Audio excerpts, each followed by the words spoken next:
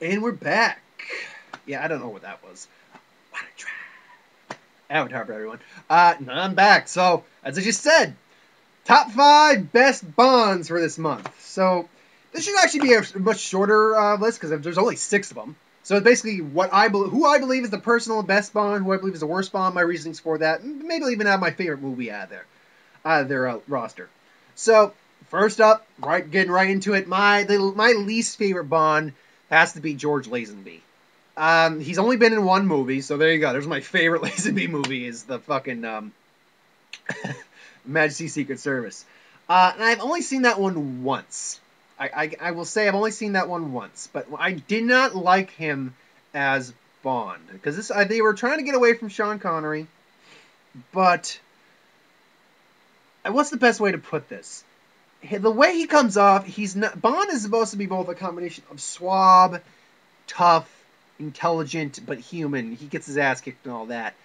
I never got the tough guy from Lazenby. I never got the really kind of could kick your ass kind of person. I never got the whole this is a man who is known by everyone and they want to kill him. I just got he's a pretty boy with some gadgets. That's all I got. And I got a similar feeling, at least a little bit, from like Roger Moore. But Roger Moore, I'll get to in a little bit. Guess what my number 5 is, folks? Is Roger Moore at least gave a better interpretation of Bond, I think. But he was more. I never was intimidated. That's the best way to put it. I was never intimidated by George Lazenby. To add into the fact that he was too much a pretty boy. He was. That is one of my big complaints, that he's too much a pretty boy. Not to say he's a bad actor, because he's got a few good moments in that movie, like when he's, this is all spoilers as always, but he gets married in the film, and his wife is killed. So when he's basically saying we have all the time in the world, and he's basically mourning his wife, that's a good scene. But the idea that first off, the idea Bond would get married makes sense. Actually, he at one point, because at certain movies you see him actually almost trying to settle down, but it's like the mob, they keep pulling it back in.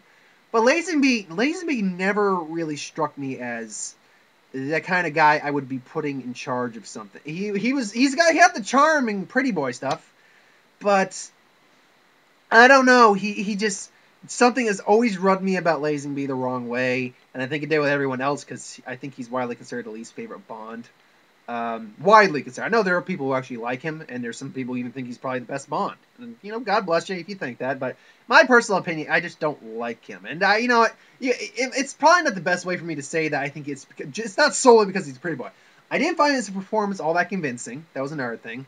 I didn't buy him as the 007 secret agent. He just seemed like a pretty boy they pulled in off the street. And I never saw him kind of be the tough guy, really. I just never saw that. So that's my number 6. George Lazenby is my least favorite Bond. Number 5, my second to least favorite is Roger Moore. Now Roger Moore, I gave a little more slack to. Roger Moore, again, he comes off a little bit kind of as a pretty boy, but at the same time, he has more moments of being badass. He's definitely a bit more of a hardcore Bond compared to Lazenby, at least. He will get into a fist fight. He's gotten his ass kicked, though. That's the thing. And that's the thing I like about Bond, is he's human. He gets his ass kicked. But he's the charmer, he's the suave guy. But he's also way too prissy, I think. Here's the thing. I think there's been jokes of Roger Moore being gay. I don't know if Roger Moore's actually gay or not. I don't. And if he is, whatever, it's fine. But here's the thing. Roger Moore's Bond comes off prissy. And he does, again, comes off as a pretty boy. But as a guy who can at least hold himself. He's tougher, but again, he doesn't look like someone who can hold himself in a fight. So it's weird when I watch him holding himself in a fight, usually. I mean, he survives by his wit, and that's what Bond usually does do. I mean, he can fight, but a lot of it is his wit and style. But in all the Bond movies he's in, half of them are really out there. The whole Spy Who Loved Me, Going Under the Sea, which I do like. Spy Who Loved Me, I do like the movie. I don't think I hate much of his movies, though. Moonraker, Bond in Space is a little much. View to a Kill, Walken's the bad guy. Hell no, Christopher Walken. A View to a Kill. And you get Duran Duran in there. That's another top 5 I'll probably have to do is on like top 10 or best and worst Bond songs. Excuse me, I got something on my screen. No, and then he's got some decent films in there, but the problem is that I don't I buy him more as a secret agent, but it's not really I don't buy the hardness of Bond in that. Gay jokes aside, because part of the thing about Bond, and Bond from the book is different from Bond from the movies, is that Bond is, despite his charm and stuff like that, despite the way he handles it, he's also kind of he's an alcoholic, he's a sociopath basically, and he's a very damaged person. That's another thing. He's a very damaged person, Bond, and that's one of the things I never get with Lazenby or Moore. They are not damaged individuals when you watch them. I mean, you can make the same thing for Connery, but you can see some of the damage in Connery half the time. You don't see much of the damage in like Moore or Lazenby. They just get into a dangerous situation and they get out of it. But, you know, Moore, I don't hate Moore. He's just my second least favorite. My favorite Moore movie, though, is Man of the Golden Gun. And that's not because of Roger Moore. That's because Christopher Lee is the fucking bad guy. And Christopher Lee makes anything he's in awesome. It makes it better. And yeah, he helps carry that movie. He does. And Nick Nack. Yeah, I love Nick Nack. So yeah, and you know, the face-off between him and Christopher Lee, Moore and Christopher Lee in Man of the Golden Gun is great. So yeah, that's my favorite Moore movie, absolutely. My third favorite Bond, and now we're getting to mine from least favorite to going into some decent Bonds. My third favorite is Timothy Dalton. Now, he's only been in 2 movies, Living Daylights and License to Kill, but when I talked about Damaged just a moment ago, Timothy Dalton is amongst a few of among all the Bonds, he's one of the only ones, and I believe one of the other ones shows the damage a little bit. He's the only one that we actually see the psychological damage of the character, particularly in License to Kill, where Felix basically gets maimed and his wife gets killed.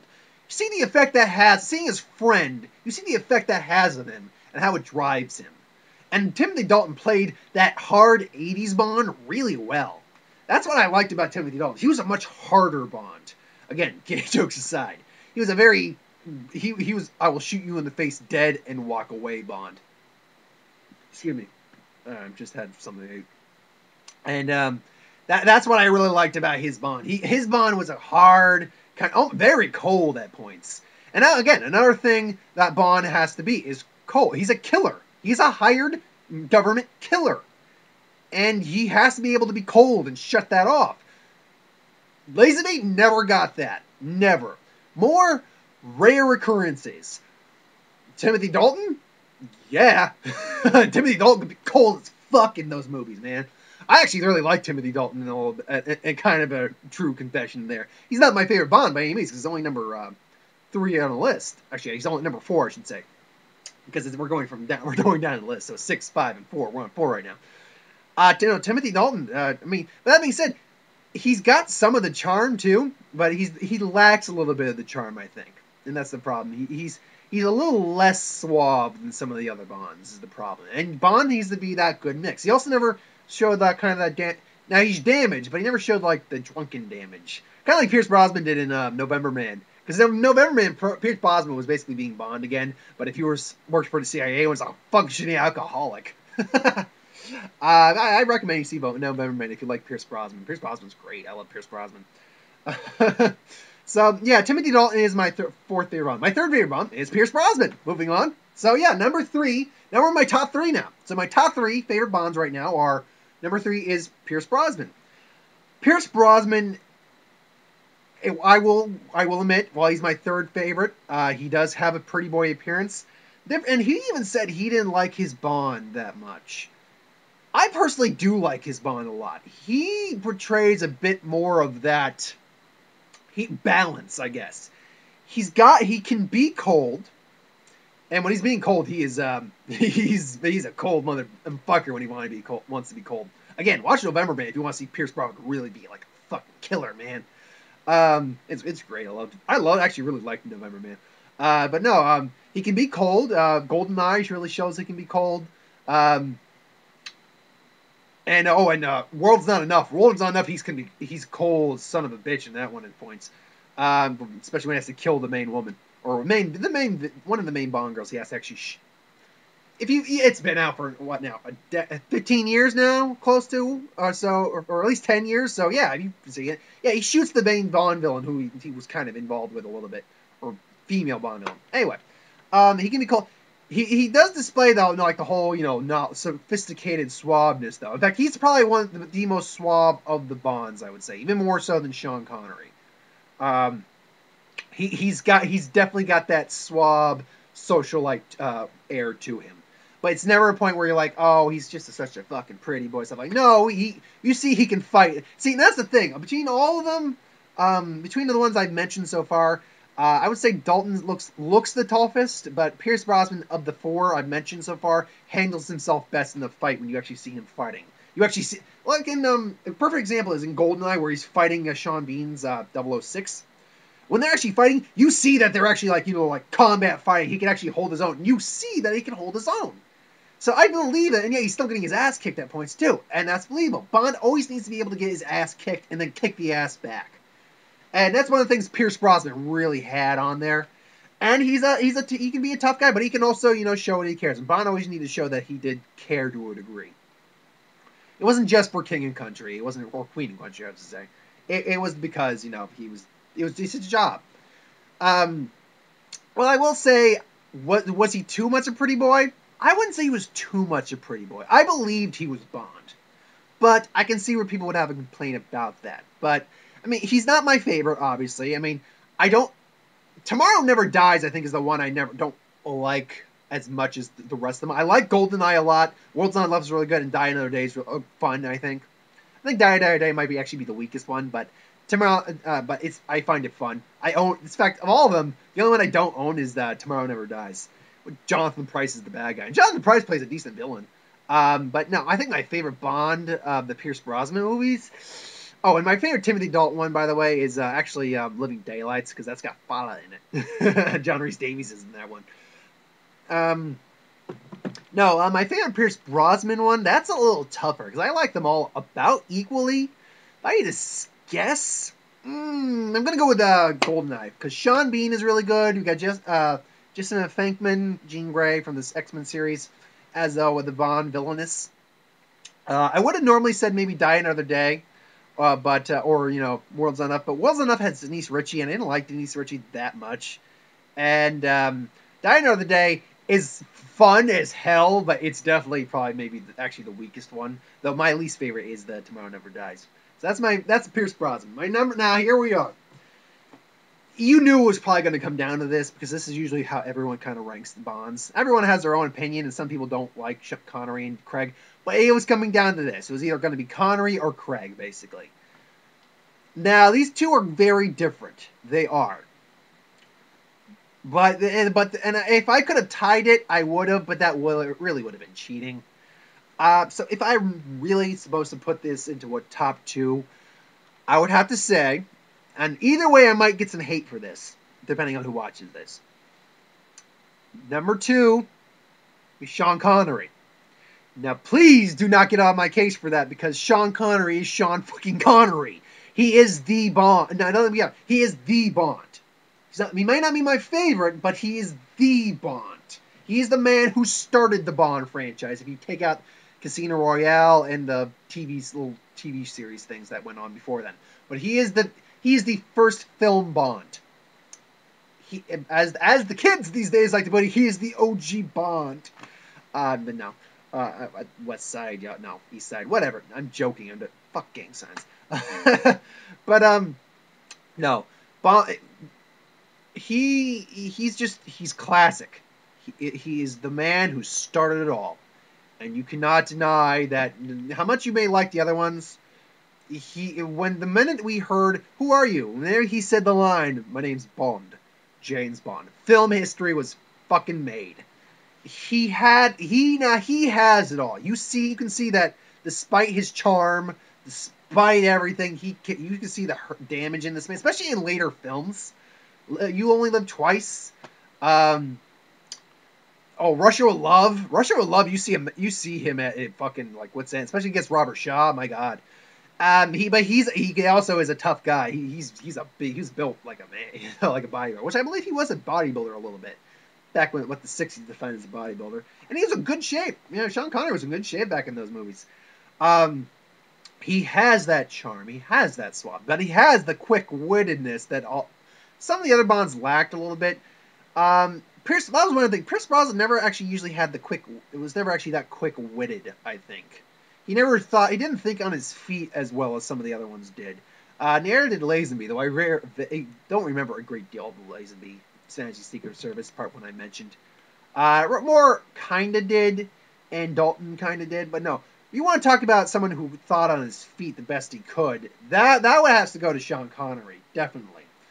Um, she showed he could fight, but he got his ass kicked. I think the most out of any of the Bonds, really when I really think about it. I mean, he got his ass kicked by Oddjob. He was getting his ass kicked by Doctor No. He Robert Shaw basically he beat Robert Shaw. But Robert Shaw was beating the shit out of him as well. He got caught by Spectre and living. You only live twice. Excuse me. He was getting his ass kicked by Bambi and Thumper and fucking Diamonds Are Forever. In Thunderball, he was being beat up by sharks. Kind of. No, he wasn't. Largo, this kind of out of shape guy with an eye patch, was kind of beating on him. What the hell? And then let's not talk about Never Say Never Again, which is nothing more than Thunderball. Never Say Never Again is my least favorite Bond because it is nothing more than Thunderball rehashed with different actors. And Sean Connery basically said, "I'd never do Bond again." They showed him a check and said, "All right, let's do Bond again, but I'm not even doing my English accent. Yes, I'll join. My martini is dry." Yeah, he's not even doing the English accent anymore at that point. Because Sean Connery hates Bond. He does. If he could kill Bond, he's even said he would shoot Bond in the face. But it's fatigue. It is. On she rises, the kitty rises. Hello, kitty. And no, she's just popping down again. And then yeah, I could go on about why I'd have to really try to explain why I think Sean Connery is the second best Bond. But again, it has to do partly because he's just classic. He is the original, but he encompassed everything that Bond was supposed to be, basically, back in the day. And a lot whatever others tried to emulate but did not quite succeed at. That being said, my number one favorite Bond, and let's just go down the list again. You know who it is. Let's just go down the list. Number 6 was Lazenby. Number 2 was Moore. Number 6 was Lazenby. Number 5 was Moore. Number 4 was Dalton. Number 3 is Brosnan. And number 2 is Sean Connery. But, of course, as you can all guess, my favorite Bond is Daniel Craig. Now, here's the thing about Daniel Craig. He is different from any Bond we've had up to date. That being said, first and foremost, he's the most damaged Bond of them all. You see, he's a fucking hard drinker. He's a psychologically impaired sociopath at points. He will kill you. He's the coldest of all the Bonds, I think. And he's physically the most imposing of all the Bonds. He can kick any of the Bonds' asses in a fight. He could. He is the most ruthless killer of them all. But that's what makes him, I think, the best. And he's still charming. He's still suave, and he's still got humor to him. But he's the most realistic Bond. He's a Bond from the modern era. And even when you think on it, really, if you were to go back 10 to 20 years ago, he'd still be the most realistic Bond. Because when you train a Secret Service operative spy, that's kind of what I would think he would be like. He would be this hard, cold, but could still just shut it off and just, be jovial. There's a great line in Casino Royale where he's just, after winning the tournament and killing men, he's sitting down just having dinner with Vesper. Or Vespa, it's Vesper. And the Eva Green character. And he's just basically, he's just cracking a joke or two. And then she just goes, "You can shut off so easily, can't you? It doesn't bother you to kill those people?" And he just says the great line, I wouldn't be very good at my job if I did. He's like this, as he put it, he's half monk, half hitman, with a lot of psychological damage. And he's the closest interpretation of Bond to the book interpretation we've had. He's the closest to that interpretation of Bond.